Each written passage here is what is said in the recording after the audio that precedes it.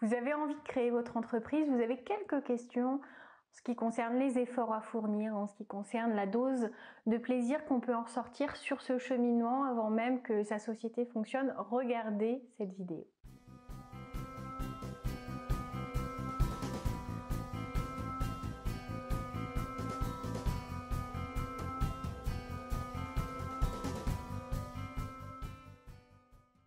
Bonjour à tous, je m'appelle Valérie Sauvage, je suis coach de vie. Vous pouvez me retrouver sur le site challengeyourself.fr. J'accompagne aussi bien les particuliers que les professionnels qui ont envie de s'accomplir, envie de révéler tout leur potentiel, de l'utiliser au mieux en tout cas, pour pouvoir atteindre leurs rêves et dessiner une vie qui leur correspond pleinement. Alors s'il faut lisser certains traits de caractère, certains ingrédients qu'il convient de travailler pour y parvenir, c'est exactement ce à quoi je m'affaire. C'est en ce sens que je vous accompagne en tout cas, que ce soit en cabinet à Rennes, par téléphone ou au sein de votre entreprise. Vous avez également accès à des formations en ligne sur le site. Aujourd'hui, une vidéo qui parle d'entrepreneuriat. L'entrepreneuriat, ça peut être quelque chose qui fait rêver beaucoup de personnes. Ce succès potentiel au bout, ces efforts, cette conviction que certains sont des élus, que d'autres ont de la chance, que c'est le fruit de beaucoup d'efforts et que peu de personnes en vivent ou parviennent à créer vraiment de grandes choses. Je crois que toutes ces croyances qui se bousculent un peu dans l'esprit de chacun quand on se pose cette question de créer ou non une entreprise méritaient une petite vidéo parce que on me demande des fois si c'est simple, si c'est agréable, si c'est plaisant de diriger une, deux entreprises, d'être son propre employeur, de n'avoir de compte à rendre à personne. Est-ce que ça a mis longtemps? Est-ce que ça a été compliqué ou facile? Donc je voulais vous parler de ma propre expérience. C'est quelque chose que j'ai voulu mettre en place très jeune, c'est-à-dire que j'ai fait des études jusqu'au master. J'ai repris après en école de commerce, j'ai fait un double cursus en anglais et en psychologie et mon but c'était vraiment de pouvoir assez jeune créer une entreprise que j'ai fait, j'avais une vingtaine d'années et je me suis essayée à plein de choses différentes. Pas parce que ça ne marchait pas, mais parce que j'étais avide de découvrir plein de choses, d'essayer et quand par contre ça ne m'amenait plus de plaisir, je changeais. Alors c'est pas que j'étais instable, c'est que j'avais envie de trouver vraiment quelque chose qui me motive durablement, j'avais envie d'essayer certaines choses, j'avais envie dans d'autres domaines de gagner de l'argent là où ça me semblait facile et j'ai suivi mes envies, j'ai vraiment suivi mes envies. Est-ce que ça a été facile? Ça n'a pas été impossible, ça n'a pas été trop difficile, ça m'a demandé beaucoup d'efforts, notamment les deux dernières, celles que je dirige encore, le label Artisan de Confiance qui a été mon premier bébé, mon grand bébé en fait. C'est un label qualité qui distingue les très bons professionnels partout en France et j'avais vraiment à cœur de faire naître ce projet. C'est quelque chose dans lequel j'ai cru, dans lequel je crois beaucoup et dans lequel je mets aussi beaucoup d'énergie. C'est maintenant quelque chose qui tourne très bien, qui plaît. Et il faut savoir que ça m'a demandé 4 ans de travail intensif pour notamment passer de 0 visite par mois sur mon site à plus de 45 000 visites. C'est quelque chose qui n'est pas toujours compris par l'extérieur, c'est-à-dire que j'ai quitté un emploi de salarié pour créer mon entreprise, pour au départ vivre sur mes économies, le temps de lancer la chose. J'ai commencé à créer l'entreprise en parallèle de mon activité de salarié, j'ai trouvé ça plus prudent, jusqu'à ce que ça devienne vraiment viable. Mon salaire n'était pas complètement compensé quand j'ai quitté mon employeur, mais je croyais dans ce projet, j'avais besoin de mettre plus de temps, de mettre plus d'énergie et de pouvoir vraiment profiter de semaines à part entière pour faire avancer le projet, tout en continuant de faire l'accompagnement auprès d'entreprises, auprès d'entrepreneurs, de personnes qui avaient besoin de stratégie. Ça, je me suis formée à ça en école de commerce et ce côté business development management auquel j'ai été formée, je l'ai transmis. J'avais cette créativité, cette envie d'aider, de passer des fois par des chemins un peu surprenants, pas les plus évidents, mais qui ont réservé de jolies surprises aux personnes à qui j'ai conseillé ces chemins. Et le coaching, c'était vraiment pas une fin en soi, parce que je ne sais pas de quoi j'aurais envie dans 20 ans, mais ça vient se combiner parfaitement avec l'autre activité que j'ai, avec l'autre entreprise, puisque finalement les deux se mélangent. On est dans une poursuite de rêve, il y en a un que j'ai construit, que j'ai bâti, que j'ai suivi, que j'ai écouté, qui est là, qui existe, qui marche bien. On est dans un pilotage automatique aussi, puisque j'aime les concepts aussi qui fonctionnent sans qu'on ait besoin de fournir des efforts ad vitam aeternam. C'est pas de la fainéantise, c'est, je trouve, de l'énergie placée au bon endroit sur une durée raisonnable par rapport à ce que ça peut produire comme effet. Je sais pas si je suis claire, mais en tout cas, je trouve que ce rapport de dépendance, on fournit une heure de travail, on est payé pour cette heure-là, rend très fragile l'équilibre, parce que si nous arrive quelque chose, de quoi allons-nous vivre? Alors, le côté aide, etc., moi, c'est pas ma conception. Donc, je préfère bâtir quelque chose sur lequel je peux compter. C'est pas que je ne crois pas dans ce fonctionnement, c'est que j'ai envie de créer quelque chose qui me rend indépendante. Parce que je trouve qu'on a tous ce pouvoir en nous. C'est une question de responsabilité, c'est en tout cas celle que j'ai choisie. Et je trouve que ça permet de suivre ses rêves, de faire ce dont on a envie, d'apprendre, de se dépasser. Le fait de créer cette chaîne YouTube, pour moi, c'était un vrai dépassement.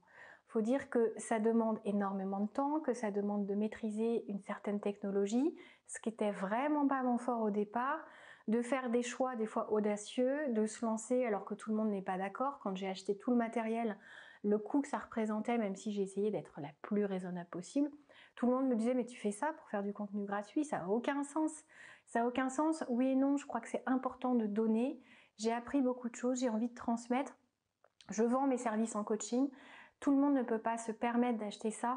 J'ai voulu mettre à disposition des formations en ligne pour des personnes qui n'ont pas envie ou les moyens selon elles, parce que souvent on arrive à trouver aussi des moyens de se former, d'aller mieux, de s'aider soi-même à grandir.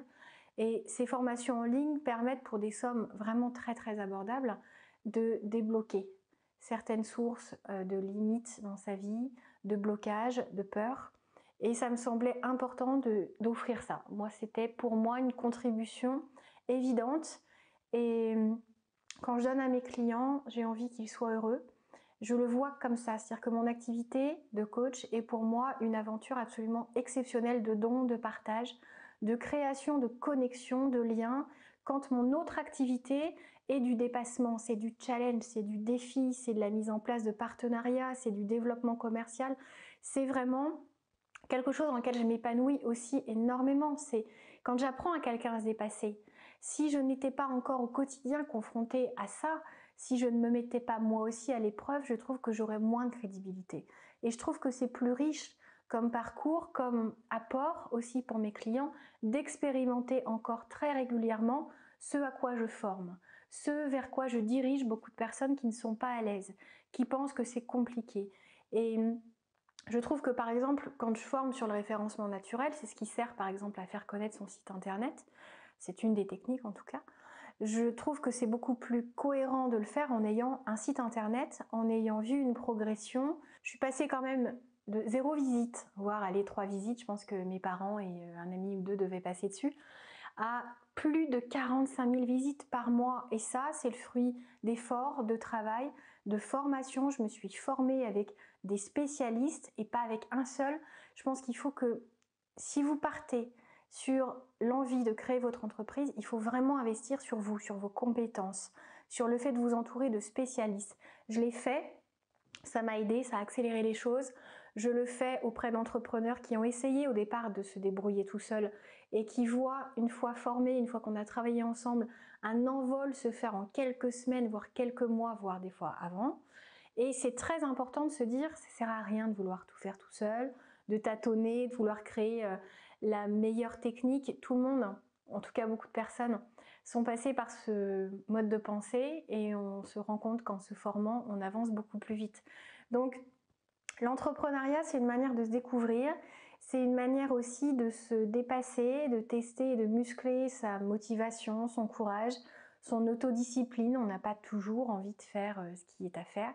Moi, la partie facturation, c'est vraiment pas ce qui me réjouit, mais il faut passer par là. C'est une aventure humaine à part entière. C'est une ouverture vers des connexions, vers des rencontres, vers des personnes qu'on croise dans un contexte professionnel et qui remplissent notre vie après au niveau personnel, parce qu'ils deviennent des amis, ils deviennent des fois des partenaires de travail, ils deviennent parfois des associés. En tout cas, ils sont source d'inspiration, de soutien, d'encouragement, et on fait la même chose pour eux et ça crée des connexions essentielles. Quand on entreprend, on a besoin d'être soutenu. On a besoin d'être dans un microcosme avec des personnes qui partagent cette envie, cet état d'esprit, qui est souvent très incompris de nombreux salariés, de personnes qui écoutent leur peur et qui n'ont pas du tout envie d'aller vers l'inconnu, vers un risque, que ça ne marche pas. Même si, en tant que salarié, on peut aussi prendre un risque d'avoir des déconvenues, si son entreprise ferme, s'il y a un contexte comme à l'heure actuelle, on est en plein confinement, où les choses sont complètement remises en question. Mais en tout cas, l'entrepreneuriat, c'est pour beaucoup un énorme risque. Donc, comprenez, il y a énormément d'efforts à fournir, il y a d'énormes sources de joie, beaucoup plus diversifiées qu'on ne peut l'imaginer au départ. C'est une source de dépassement quand on choisit un thème, un concept qui nous est propre, qui nous motive vraiment, dans lequel on croit. Et les deux sociétés dans lesquelles je suis maintenant, je ne ferai pas de choix. En tout cas, à l'heure actuelle, je n'aurais pas envie de sacrifier l'une pour l'autre. Et donc, ça demande d'être efficace, de travailler sa performance, sa productivité, parce que diriger une société, c'est déjà énormément de travail. En diriger deux, c'est encore plus de travail et je veux dire que c'est exponentiel. En même temps, quand j'applique une stratégie pour l'une, notamment sur les réseaux sociaux, souvent je l'applique sur l'autre en même temps et donc mon temps de recherche me permet d'avancer sur les deux. Donc je pense qu'il faut voir tous ces aspects positifs, toutes ces découvertes que vous réserve l'entrepreneuriat. Croyez en vous, développez ce qui doit être développé, formez-vous surtout, c'est l'un des secrets. Si vous essayez tout seul, vous allez perdre un temps fou. Si vous voulez, vous avez des formations en ligne sur mon site, vous pouvez me contacter, je peux vous aider à développer votre stratégie, à affiner ce qui vous permettra d'être beaucoup plus efficace, de gagner plus d'argent si c'est l'un de vos objectifs, de vous révéler si c'est quelque chose qui vous touche, et c'est là-dessus aussi que j'aime mettre l'accent, parce qu'on change complètement dans cette aventure, on gagne en liberté, et cette liberté elle est précieuse, certains ne la connaîtront jamais, donc si vous avez cette chance, ce courage aussi, parce que quand je parle de cette chance, c'est plus une expression, ça n'a rien même d'un côté chanceux, c'est vraiment un choix, une décision que vous prenez, des efforts que vous êtes prêts à fournir et vous serez vraiment récompensé parce que ce que vous allez découvrir et ce que vous allez obtenir est au-delà de vos espérances. C'était Valérie Sauvage du site challengeyourself.fr.